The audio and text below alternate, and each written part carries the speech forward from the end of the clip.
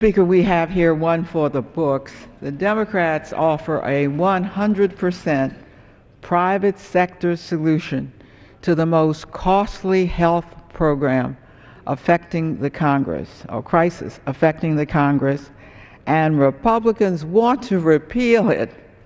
This is going to go down in history. The Obama administration is a victim of its own honesty.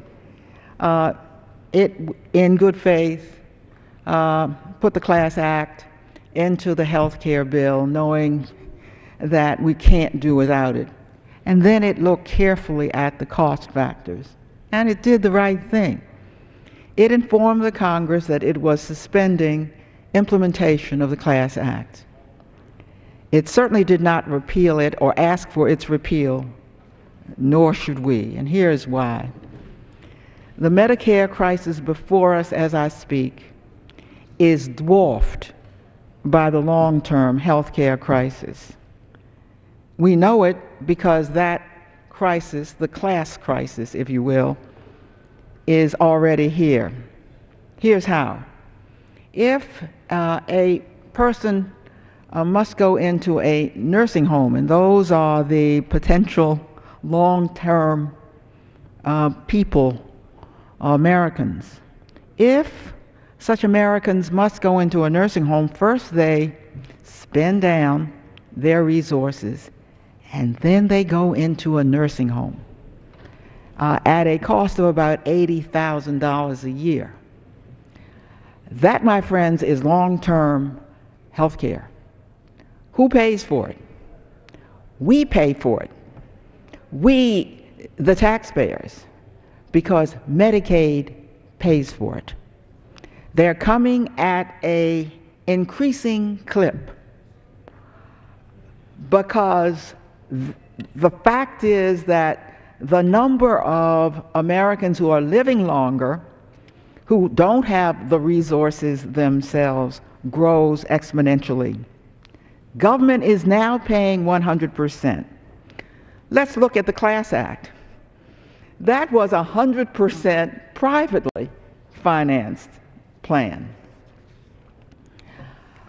It said that we should all ourselves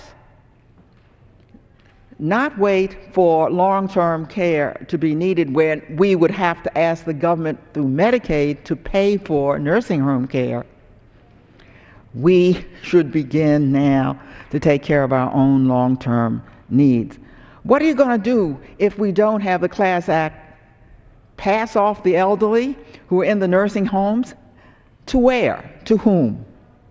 Clearly, this is the only solution unless you want the federal government to continue to pick up care for, and I mind you, for those who need long-term health care, and that is what people in nursing homes are there for. Only 8% buy long-term health care. Now, I bought long-term health care, and then I was a little concerned to read that people who have bought long-term health care find that they're not going to get what they thought they paid for. I think this House ought to be having hearings on what is out there now. If we want to encourage people to buy their own long-term health care, we are doing none of that. We are not encouraging people to do what the Class Act would encourage them to do. Instead, we're saying repeal this private sector solution. That makes no sense, because when the crisis comes, the elderly are going to come to us. They're going to say they have no long-term care. They want what the last generation had. You spend down your resources, and then Medicaid picks it up. That's the solution on the table now. If you want a private solution, this is golden. It is in law. We should grab it, keep it, have hearings on it. How can we make it feasible? Thank the administration for indeed deciding not to implement it. They had an alternative. They could have allowed it to lay dormant, gone on with the rest of the health care bill. Instead, they told the truth. Now we're here trying to repeal it, knowing full well that when the crisis is upon us, we will never be able to put forward a private, 100% private solution because it will be too late. Take this for what it's worth. You have a bird in hand, and I thank the chair, the speaker. The gentlelady's time.